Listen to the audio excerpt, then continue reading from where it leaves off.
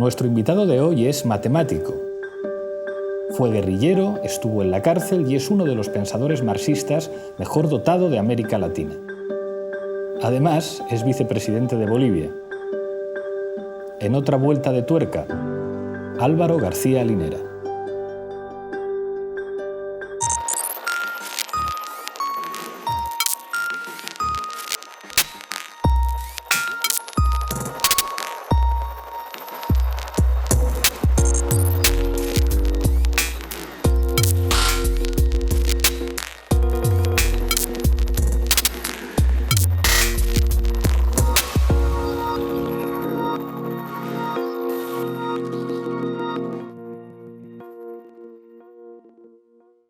Álvaro García Linera, vicepresidente de Bolivia, muchas gracias por estar en otra vuelta de tuerca, compañero. Pablo, muchas gracias por la invitación y para mí un gran placer participar en tu programa. Vamos a empezar. Naces en 1962 en Cochabamba. ¿Cómo es tu infancia y tu adolescencia en ese lugar tan especial para entender lo que ha ocurrido en Bolivia en los últimos tiempos? Bueno, para que un poco el público español se ubique, yo nazco en un lugar de valles.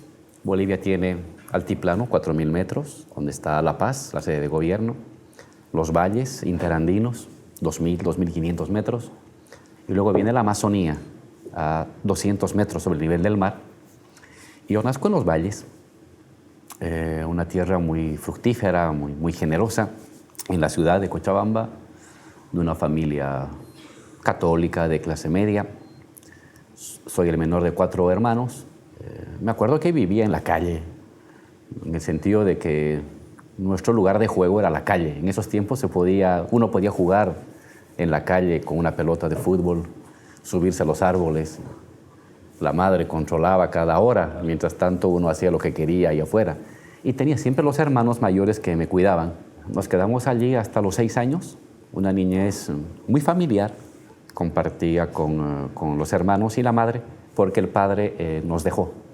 Venimos de familia dividida. Y a partir de los 6 años me voy a vivir a La Paz. Me voy a los 3.600 metros de altura. Claro. Y ahí me quedo a estudiar casi hasta faltando los 3 últimos años de secundaria. Ahí es un poco distinto porque yo no había ese calor de la madre, que siempre es muy importante para uno. Vivimos con los hermanos y al final un poco yo me quedo solo, porque los hermanos van regresando poco a poco donde la madre, que nos cuidaba mejor, y yo me quedo solo. Y un poco ahí templo el carácter más autónomo, ¿no? Son tiempos en que me toca vivir las dictaduras militares, los golpes de Estado, los aviones que iban y ametrallaban lugares que uno no sabía dónde era. Y cada vez que había un golpe de Estado militar nos obligaban la familia que nos cuidaba, nos obligaba a colocar donde uno duerme, hacia la ventana, para que no entren las balas. Si me acuerdo los golpes de Estado del año 69, 70, 71, hasta que entró el dictador Banzer. Claro. Uno lo vive de niño, eso con miedo. Pero había un hábito ya colectivo de cómo asumir los golpes de Estado como parte de la vida política cotidiana, y era tener siempre una reserva de comida, no acercarse a las ventanas, dormir en el piso porque había que colocar las literas hacia la ventana para que no entren las balas, porque había siempre balas perdidas. Y después del 4º o 5º día de golpe de Estado ya uno podía salir otra vez. Si era antes de agosto, al colegio; si era después de agosto, los dictadores militares decían: se acabó el año escolar, todo el mundo pasa al siguiente año por decreto. Y para los niños eso era celebración, claro, porque teníamos 4 meses de vacaciones continuas. Tengo ese recuerdo de La Paz, de esa La Paz intensa. Hay una experiencia fundamental para ti en 1979, una experiencia de unidad obrera y campesina que de alguna manera representa mucho en Bolivia después de la experiencia del 52. ¿En qué medida eso representa una de tus primeras experiencias de politización? Yo salgo del colegio el año 81. 1981, pero ya 4 años antes ya ha comenzado la transición complicada hacia la democracia. Se están cerrando el tiempo de las dictaduras, sigue habiendo golpes de Estado, pero ya hay debate democrático. Surgen los partidos de izquierda, otra vez golpe de Estado, elecciones, otra vez golpe de Estado, elecciones, golpe de Estado, elecciones. Son 4 años donde uno se va politizando. uno se va involucrando desde los 13 años en el ambiente político. Y uno va aprendiendo en esos tiempos que el núcleo, digámoslo así, de lo colectivo, de lo popular, era el movimiento obrero, conocido, el movimiento minero, forjado en rebeliones, en masacres, y en una manera muy particular de asumir la vida, ¿no? Es gente que trabaja en los socavones, a 500, 1000 metros, bajo tierra, 8, 12, 14 horas, y se forma un espíritu como muy audaz y muy guerrero. Y eso forma parte de la trayectoria del movimiento obrero boliviano, con insurrecciones desde los años 30, 40, 50. Cuando uno despierta a la vida política, a la juventud, a los 13, 14 años, hereda esa carga obrera de lo popular, de lo democrático. Pero el año 79 me tocó vivir algo muy particular, que era la emergencia del movimiento indígena. Bolivia es un país, lo fue, lo es y lo seguirá siendo un país indígena, pero el movimiento indígena tuvo sus etapas. En estos años, de los años 60, 70 y 80 que me toca a mí vivir, es un momento de despertar de su organización y de su discurso. Y me toca a mí vivir un bloqueo de caminos, que es una movilización de comunidades campesinas que cierran las vías de acceso a la ciudad para que no entre ni salga nadie, para que no entren ni salgan movilidades, ni alimentos, ni nada. Es muy novedoso. No había habido antes una experiencia hasta los tiempos de Túpac Katari contra los españoles que entonces colonizaban Bolivia. Y es un lenguaje que nos impacta a todos. Y de hecho, en este bloqueo de caminos, en la ciudad de La Paz, encabezado por los aymaras, en Bolivia, aymaras y quechuas son las naciones indígenas mayoritarias. Se despierta una serie de temores en la gente de la ciudad, temores que evocaban lo que había pasado 200 años atrás, 300 años atrás. Y es un movimiento indígena que despierta con una estructura organizativa propia. Ya no era la COP, la Central Obrera Boliviana, no eran los mineros, eran los indígenas campesinos que hablaban otro idioma, que tenían otro discurso, que tenían otra estructura de movilización y que no obedecían a la COP. Eso fue un parteaguas personal, un parteaguas político que de alguna manera va a marcar mi vida hasta el día de hoy. Esta obsesión por involucrarme, por entender, por comprender ese lenguaje colectivo, esa historia colectiva. ¿Cómo influyó tu estancia en México? Yo sé que tú estuviste estudiando en la UNAM. Yo pasé allí 6 meses como investigador y es un espacio de una intensidad política sin parangón. Yo conocí a Mariátegui en la UNAM, que es algo que para un europeo es impresionante, entender lo que representaba entonces el movimiento zapatista a través de los ojos de Mariátegui, que los europeos siempre hemos tenido muchas dificultades cuando tratábamos de aplicar las categorías del marxismo en América Latina. ¿Esa experiencia cómo influye en ti, los años en Ciudad de México? Este acontecimiento que te contaba del bloqueo de caminos que rompe y que dualiza la acción colectiva en Bolivia, minera e indígena. Yo lo vivo el año 79, cuando tenía 17 años, 16 años. Salgo del colegio a los 2 años después, el 81, y me voy a México a estudiar matemáticas. Y me toca un momento muy especial, porque en ese entonces México era la capital del pensamiento y de la política. Exiliados españoles, exiliados argentinos, exiliados peruanos, exiliados bolivianos, exiliados paraguayos, uruguayos, guatemaltecos, salvadoreños, guerrilleros, políticos, intelectuales, académicos. Entonces México tuvo un florecimiento intelectual y cultural sin parangón. Yo llego a los 17 años a México y me toca vivir esa experiencia.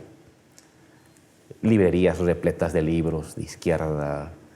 Ahí conozco a Gramsci, Althusser, y los libros que uno no podía conseguir en Bolivia porque había dictadura, y llevar un libro en tiempos de dictadura era el riesgo de que te metan a la cárcel o que te hagan desaparecer. Entonces ahí para mí es como llegar a un paraíso libresco, porque puedo encontrar de todo: seminarios, películas, debates, reuniones públicas, reuniones clandestinas.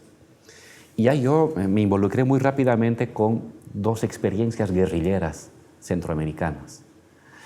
La revolución sandinista había triunfado en el 79, pero aún habían guerrillas en Guatemala y en El Salvador. Me involucro yo con organizaciones guerrilleras del Salvador, que estaban en plena ofensiva, y me involucro con organizaciones guerrilleras de Guatemala, en México, que estaban en acciones de solidaridad. Pero esto va a ser muy importante para mí porque me permite al marxismo.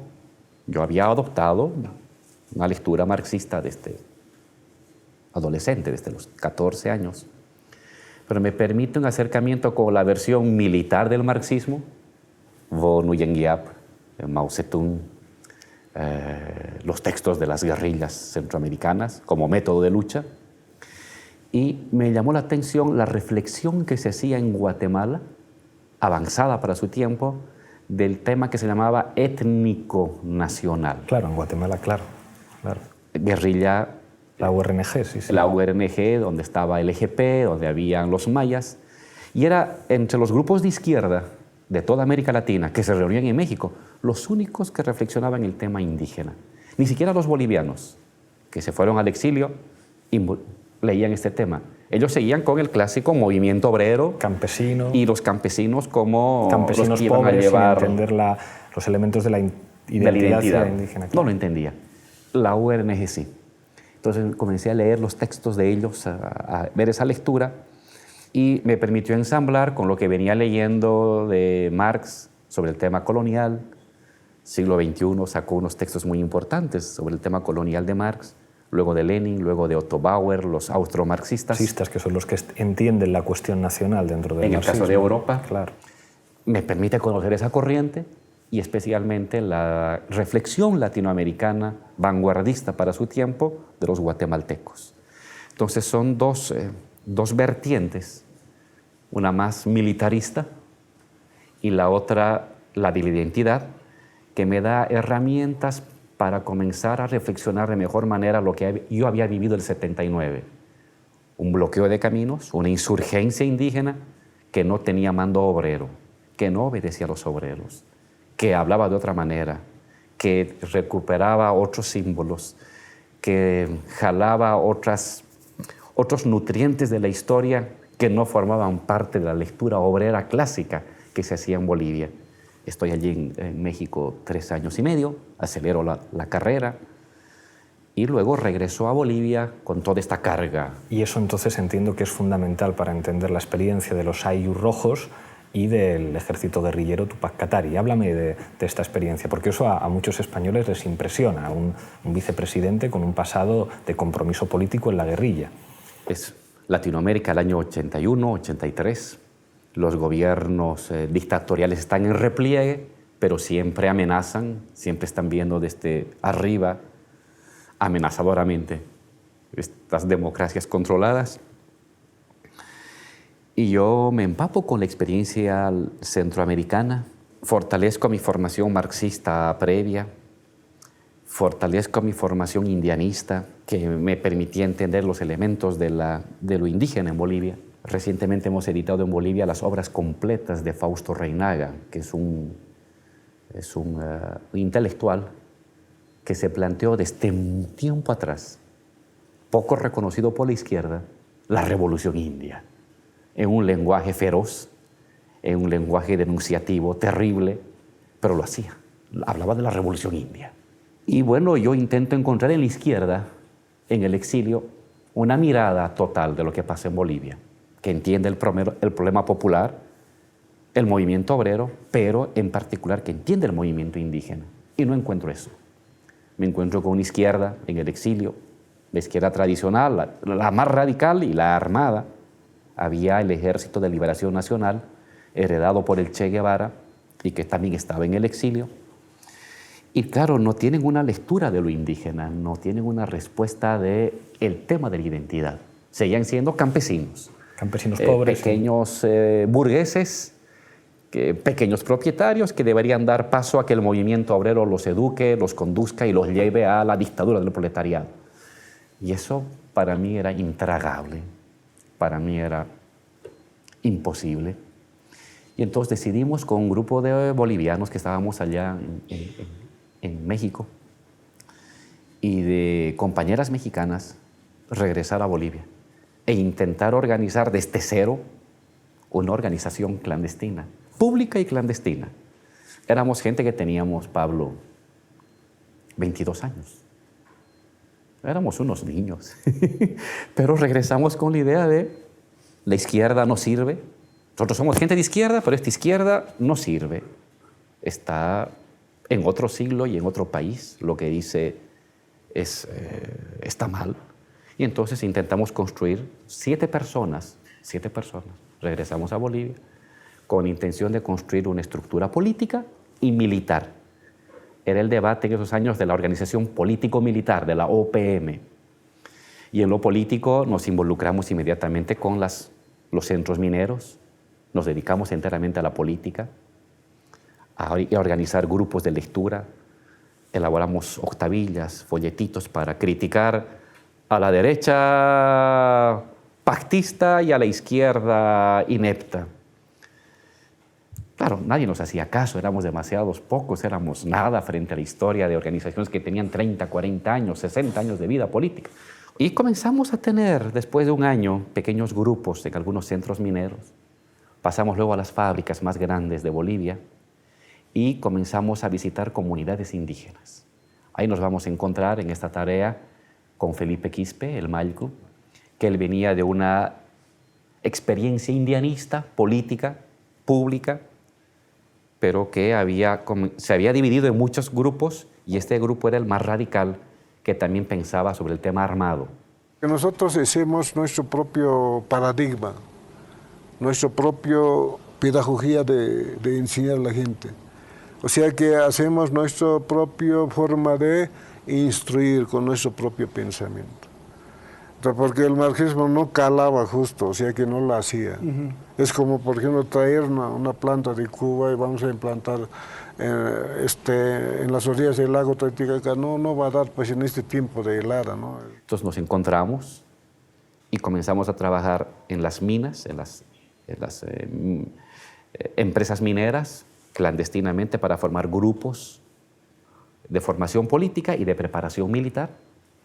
Y nos vamos a las comunidades, donde también tenemos participación pública, como corriente de opinión, como organización política que participa en congresos sindicales y luego poco a poco formación militar, una organización clandestina.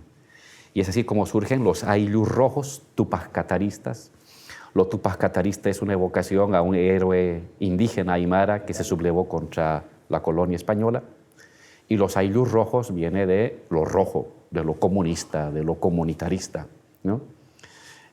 Ayllus es comunidad, roja es comunidad comunista, digámoslo así, y Tupac Catarista es una evocación a nuestros héroes ancestrales. Entonces surge así una organización que combinaba lo público, presencia en congresos, con documentos, con debates, con conferencias, y una organización clandestina, más cerrada, que se preparaba para un levantamiento militar, tanto en las minas, en las fábricas, como en el campo. En las comunidades. Entonces así estamos desde el año 84, que regresamos a Bolivia, hasta el año 92, que es cuando caemos detenidos y vamos a estar 5 años presos. ¿Cómo es esa experiencia? Porque digamos que para los políticos la cárcel siempre es una experiencia especial. Toni Negri dice siempre que la experiencia en la cárcel no se puede leer igual en un preso social que en un preso político, que siempre un tiempo de reflexión y un tiempo de estudio. ¿Cómo es tu experiencia en Chonchocoro, en esos años de encierro, pero también de estudio y de reflexión teórica? Claro, a mí me van a meter a la cárcel, me van a detener el año 1992, me hacen desaparecer una semana, que es una semana de torturas y de maltrato. Y luego me mandan a la cárcel. Chonchocoro es una cárcel a 4.000 metros de altura, alejada de la ciudad de La Paz. Es una cárcel de máxima seguridad, inaugurada con dinero de USAID. Pero era un régimen decente, era un régimen cerrado, de extrema seguridad. Había 4 policías por cada detenido. con muchas torres, metralletas, cámaras, bardas eléctricas, barrotes. Pero un régimen que le permitía a uno, no había tortura, no había maltrato, pero era de control absoluto de tu vida. Aprendí mucho. Lo primero es conocer al ser humano, porque la cárcel, como es tan pequeño, un lugar tan pequeño, todas las miserias y las virtudes de la gente afloran como con un telescopio o con un microscopio. Tienes un microscopio en los ojos y vas a ver la virtud de la gente en su generosidad, en su riesgo, pero vas a ver la miseria de la gente cotidiana. Entonces me ayuda a entender al ser humano. Lo segundo, es un lugar donde, bueno, había comida gratis. USAID se encargaba de que hubiera comida gratis, decente para los presos. Entonces tenía tiempo para leer. Y aproveché para leer cuando pudieron entrar los libros, mucho. Al principio no me dejaron entrar más que un solo libro. Estuve 8 meses con un solo libro. No me dejaban entrar más. Y luego hubo un motín carcelario que permitió que pudieran entrar libros controlados, papeles, documentos bajo control estricto de seguridad e inteligencia del Estado, pero que podían entrar para que yo pudiera escribir. Era un lugar como especie de retiro monástico, 4.000 metros, silencio absoluto, solo el viento, un sol que quema, tienes comida, tienes donde dormir y tienes la soledad absoluta para o asfixiarte, que es muy probable que la gente lo haga, y se refugie en temas de droga, de alcohol, o para consolidarte internamente, que es lo que intenté a través de la lectura. Y la lectura para mí fue mi libertad. Podía remontar los barrotes, podía remontar las torretas artilladas, podía remontar el control de inteligencia que revisaba hasta el último detalle de cada hoja que me llegaba, de cada carta, mediante la lectura y mediante la idea. Fue mi momento idealista en que me sentía libre y comencé a explorar distintas corrientes en mi formación. Y también aprendí algo que me ayuda hasta el día de hoy, Pablo, que es a bailar con el tiempo. El tiempo, lo dice Einstein, es como flexible, ¿no? Aprendí a mi fuerza de juventud, entré a la cárcel a los 30 años, con mucho ímpetu, con fuegos interiores muy grandes. Yo era un hombre que viajaba a las comunidades, a las minas, que me dedicaba tiempo completo a la conspiración y la lucha política, y que luego no pueda hacerlo, no pueda desplazarme más que pidiendo autorización a policías que me filmaban, me grababan, me abrían rejas de acero cada 5 metros. Ese era simplemente un encierro bajo tierra casi. Tenía que entender qué estaba pasando con el tiempo. Y ahí aprendí a bailar con el tiempo, que uno tiene que saber esperar su momento, que a veces pueden pasar 30 años para que llegue tu momento, y que ese momento en que se abre la puerta de oportunidad lo tienes que saber aprovechar hasta entregar la última gota de sangre que tienes en ello, arriesgándolo todo, y luego saber esperar 5, 10, 20 años. Entonces, ese entendimiento de la lógica del tiempo fue algo que aprendí en la cárcel y que me ayuda hasta el día de hoy para tener una mirada más entusiasta, pero también tolerante de lo que se puede hacer en la historia. Y llegó la ventana de oportunidad, con el ciclo rebelde en Bolivia, la guerra del gas, la guerra del agua, la victoria electoral en diciembre de 2005, y desde entonces hasta ahora. ¿Qué significó aquella ventana de oportunidad? ¿Qué es lo que hizo bien Evo, lo que hizo bien el MAS, lo que hicieron bien ustedes para aprovecharla? Y el balance de estos años en los que se ha consolidado un gobierno popular que es probablemente uno de los que recibe más apoyos en América Latina por parte de su pueblo. Entonces, saliendo de la cárcel, uno sale con lecciones, ¿no?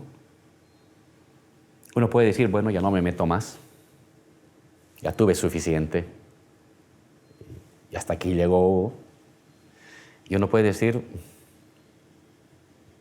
fallé en esto y fallé en esto, pero esto estaba bien. Eso es lo que yo hice. Estaba obsesionado, sigo obsesionado con el tema de la emancipación indígena, gobierno de indios, como una necesidad histórica para América Latina, para el mundo y para Bolivia. Como una manera de unir Bolivia, al fin. Entonces yo salí con esas mismas ideas. Entré a la universidad, me invitaron a dar clases a la universidad. De casualidad comencé a hacer un programa de televisión como el tuyo. Yo comencé, Pablo, haciendo... yo tenía que hablar en la tele. Sabía que tenía que hablar en la tele. Y tenía que escribir en cualquier lugar, aunque en un rincón de un periódico, porque sabía que el tema de las ideas era el tema central. De batalla ideológico son los medios de comunicación. Ahí claro. se decide el sentido común. Claro. Y entonces cuando me publicaron al tercer año de salir de la cárcel, una pequeña entrevista de 3 líneas en el periódico, celebré, salté de alegría. Y luego encontré que la televisión me permitía un pequeño programa en un canal desconocido para la mayor parte de los bolivianos, que era el canal universitario allá. Y como yo había leído mucho y me conocía todas las tesis de los alumnos, invitaba a los alumnos a hablar de sus tesis. Y yo intentaba vincular sus tesis de economía o su tesis de sociología con algo concreto para la gente. Así comencé en la tele. Y luego aparecí en entrevistas y luego me invitaron a participar en un programa de opinión y luego acabé dando el informativo en un canal antes de ser invitado a participar con el presidente Evo en la candidatura. Ruptura del racismo estatal, emancipación del mundo indígena, ¿no? Fueron consignas, fueron orientaciones fundadoras de nosotros como militantes políticos, como activistas y como investigadores, y se mantienen a lo largo de nuestra vida hasta hoy. Di esa batalla, la batalla mediática, lo que me permitió 2 cosas: ser conocido por otras personas y mis ideas, mis reflexiones, poderlas poner en mesa para el debate público. Y eso se da en momentos en que Bolivia va a vivir una crisis económica, cae el Producto Interno Bruto a cifras negativas, una crisis política en todo el sentido de la palabra, de descreimiento de las élites por parte de la población, demasiadas expectativas generadas y resultados muy bajos, enfrentamientos internos entre el bloque de poder político, agotamiento de la gente con las políticas neoliberales que habían privatizado el gas, el petróleo, la electricidad, los ferrocarriles, las telecomunicaciones, y que ahora querían privatizar el agua, la gestión del agua. Entonces, en medio de ese neoliberalismo salvaje, triunfante en Bolivia, emerge una resistencia en torno al agua, que en el mes de abril, justamente el mes 10 de abril, se han celebrado 15 años. Emerge una batalla por el agua, se articula campo, se articula ciudad, se articula lo obrero, se articula lo indígena, de una manera que no fue planificado por nadie, por ningún intelectual, ni por ningún académico, ni izquierdista, pero se articula y se forma una masa densa, lo suficientemente fuerte como para quebrar una decisión gubernamental. El gobierno, después de 20 años, retrocede ante la medida de privatización. Había hecho una ley para privatizar el agua, se da la movilización, se subleva a la gente, toman la ciudad, bloquean los caminos. Y el gobierno rectifica. Y se unen todos, desde la clase media alta, desde las señoritas que van a las universidades privadas, hasta el indígena quechua, que no habla nada más que quechua, era uno solo. Y la niña le repartía al indígena sal para que se ponga en los ojos y una pañoleta para resistir los gases. Y el hombre del campo le respondía en quechua. Y la niña que sabe hablar inglés no le entendía nada, pero sabían que juntos estaban defendiendo el agua en la barricada. Cuando uno ve esa imagen, es que esto ya era imposible romper esta unidad. Se da en una población, en Cochabamba, donde yo había nacido, pero se da una victoria y el gobierno retrocede. Y a partir de ese momento se va a dar como un encadenamiento de caída por, ¿cómo llaman? Por dominó, una caída en dominó. Un efecto dominó. Un efecto de dominó Luego viene el tema del gas. El gobierno quiere vender gas a Estados Unidos cuando no había gas para consumo en Bolivia. Somos un país que tiene mucho gas, pero en esos años el boliviano no consumía gas. No había gas para los bolivianos, había gas para exportar. Vendíamos gas a Brasil y ahora queríamos vender gas a Estados Unidos, pero no había gas para los bolivianos. Y encima querían hacerlo por Chile, cuando tenemos un litigio de hace 130 años por nos invadieron y nos quitaron la salida al mar. Y nosotros reivindicamos nuestra salida soberana al Océano Pacífico. Entonces, segunda medida mala del gobierno, se moviliza el pueblo, se movilizan en el altiplano indígenas aymaras, se moviliza la gente en la ciudad, en el alto, en fin, y tiene que retroceder. Una señora que está embarazada se está muriendo ya en el noruego de aquí del 94. Por favor, ¿cómo nos van a matar así? Como a conejo, como a cordero. Solamente hemos subido a pedir lo que es nuestro. ¡Sangre del dinero! ¡Semilla del dinero! ¡Sangre del dinero! ¡Semilla del dinero!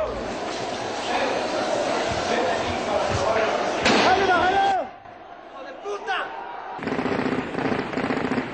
Y a partir de ese momento, liderazgos locales, como el de Evo Morales, que había estado en la resistencia defendiendo el tema de la hoja de coca, o activistas políticos como nosotros, que habíamos estado en la cárcel, con un pensamiento comunitarista, socialista, comunista, pero que comenzamos a reflexionar sobre esta nueva situación, comenzamos a tener mayor presencia en la palestra y el debate.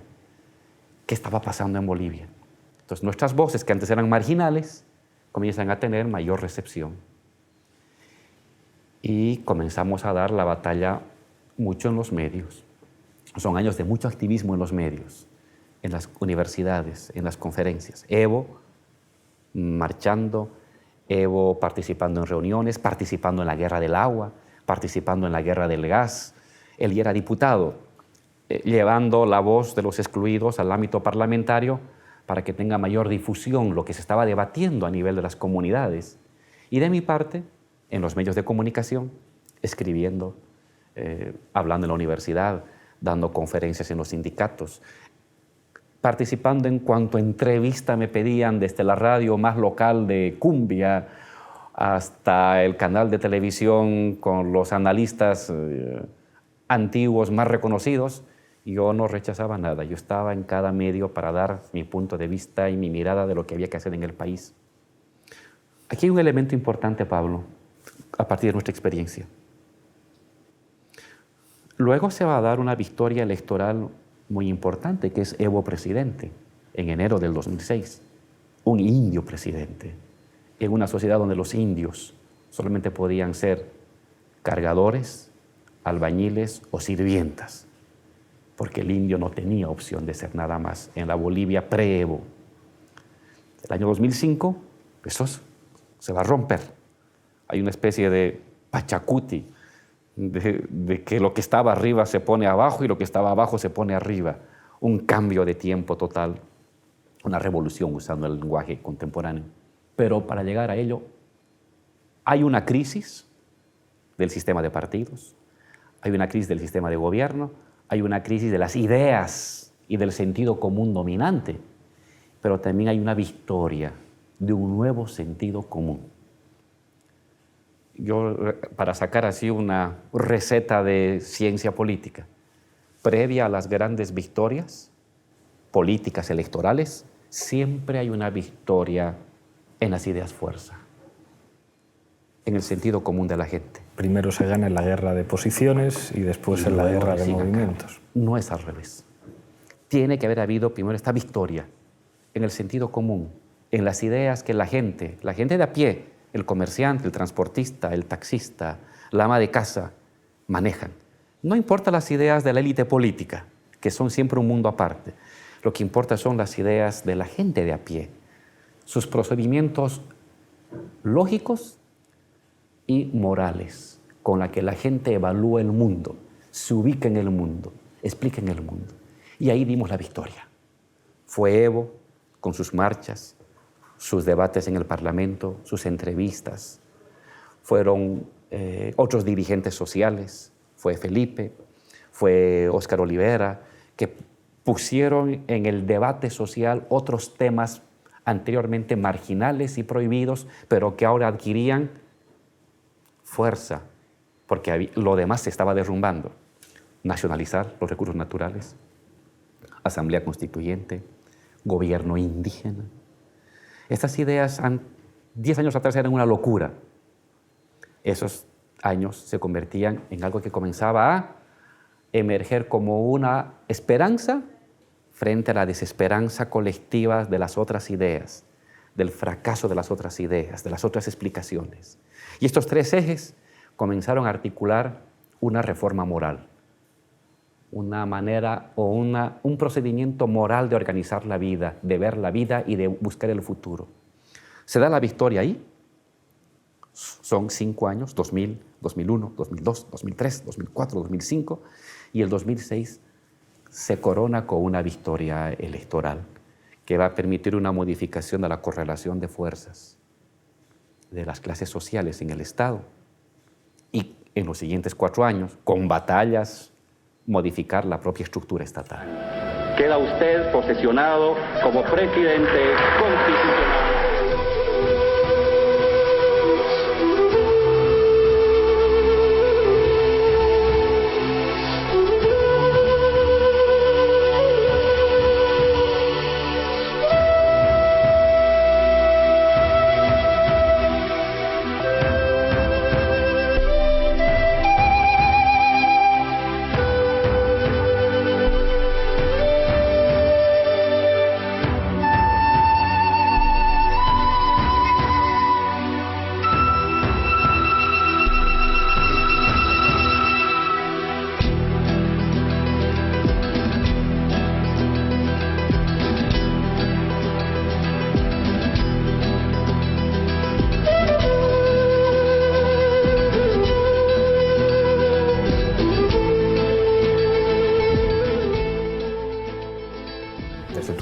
Como activista, desde tu experiencia como gobernante también y desde tu experiencia teórica como marxista, te tengo que preguntar cómo ves Europa y España y cómo nos ves a nosotros. Yo recuerdo una conferencia tuya, creo que para el grupo de la izquierda europea, que fue muy comentada, en la que señalabas: están ustedes un poco muertos, tienen ustedes que animarse, tienen ustedes que activarse de otra manera. ¿Cómo juzgas lo que ha ocurrido en Europa en los últimos años, la emergencia de Syriza por una parte en Grecia o el surgimiento nuestro? En el caso nuestro, además, hay algo muy especial. Nosotros crecimos con ustedes, nosotros llegamos siendo niños a Bolivia a tratar de aprender y de echar una mano, y aprendimos mucho en Bolivia y en otros países latinoamericanos, cosas que después nos han servido para hacer política aquí.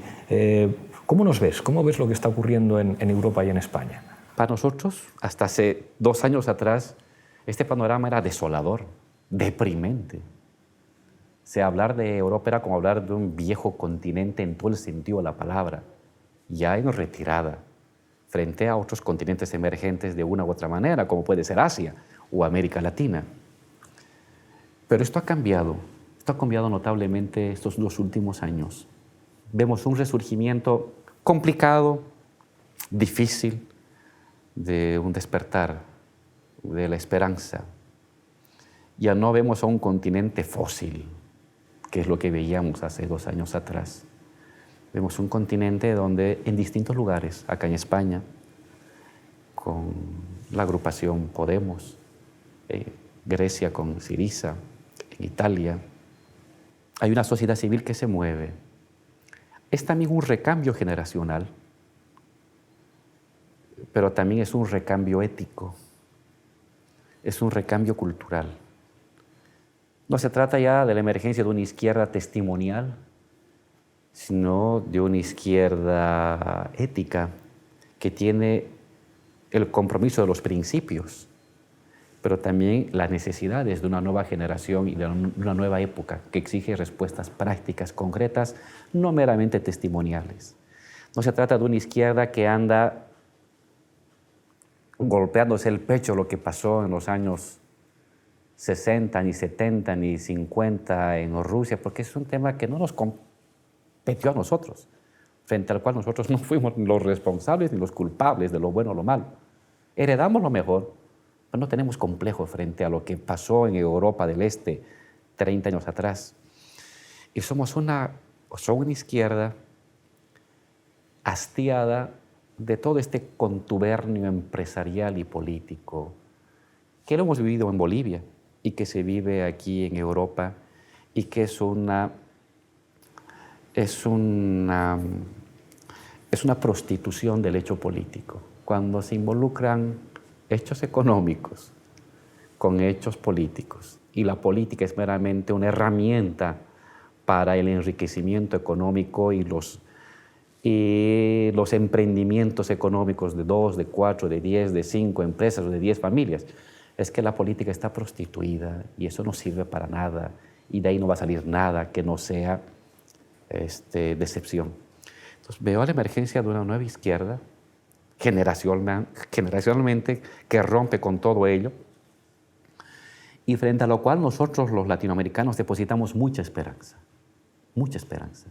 Así como aprendimos cuando éramos adolescentes de lo que se hacía acá en Europa o de las expectativas que surgían en Europa, hoy poco a poco estamos comenzando a recuperar ese papel de asombro y de interés frente a lo que está pasando en Europa.